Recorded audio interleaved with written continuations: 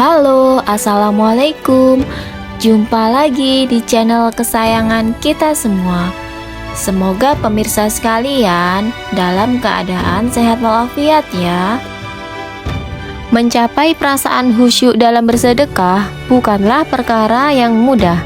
Ada saja tindakan atau pikiran yang pada akhirnya mengurangi kekhusyukan dalam bersedekah. Hal tersebut tidak terlepas dari olah dan tipu daya golongan setan yang tercipta dari api. Hal ini senantiasa menggoda manusia agar sedekah kita tidak sempurna.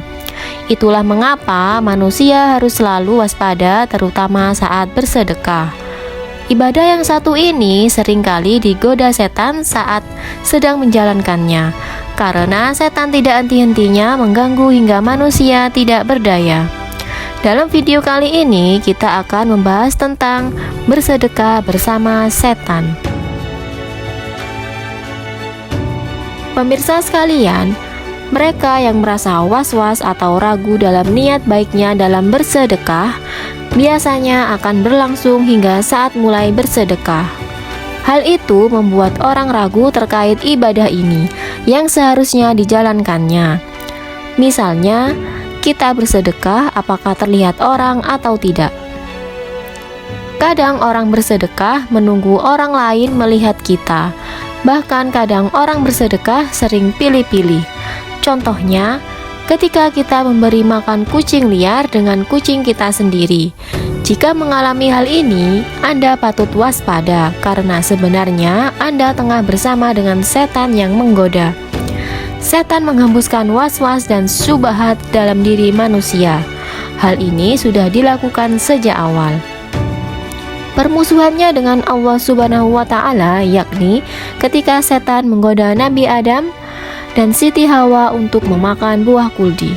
Kemudian setan membisikkan pikiran jahat atau was-was kepadanya dengan berkata, "Hai Adam, maukah saya tunjukkan kepada kamu pohon kuldi dan kerajaan yang tidak akan binasa?"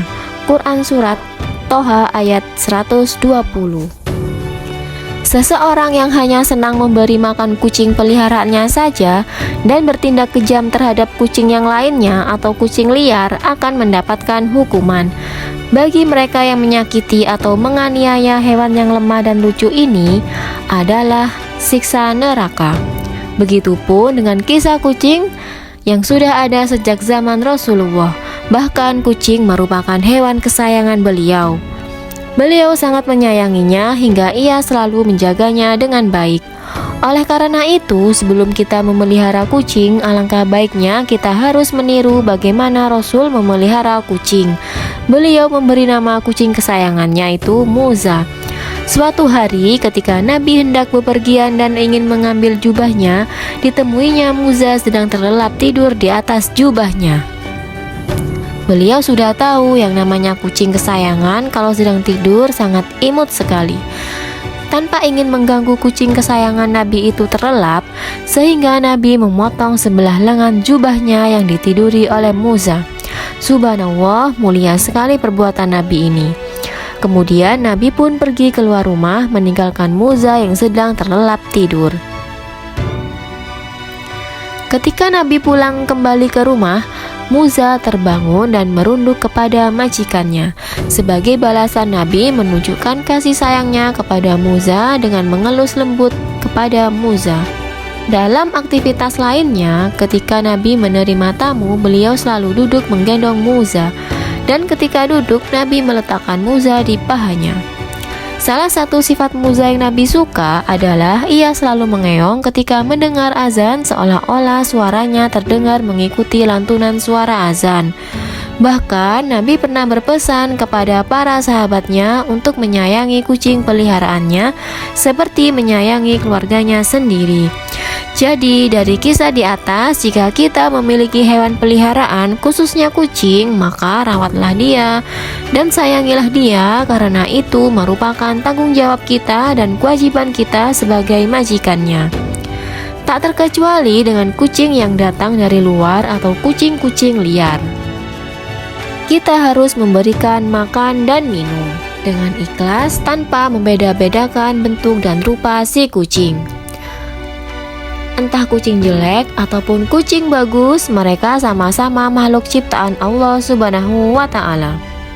Dan Allah pun menyukai orang yang mempunyai rasa kasihan dan penyayang. Maka balasan yang diberikan oleh Allah adalah surga dan ganjaran yang baik. Namun sebaliknya, jika kita keji terhadap binatang, maka siksa neraka akan menanti. Semoga kita semua dilindungi oleh Allah Subhanahu wa Ta'ala dari siksa dan kemurkaannya. Amin amin ya robbal alamin. Semoga ulasan ini bermanfaat dan menginspirasi bagi kita semua. Sampai jumpa lagi di episode berikutnya di channel yang sama. Dan jangan lupa like, komen, dan juga subscribe-nya ya. Terima kasih. Wassalamualaikum.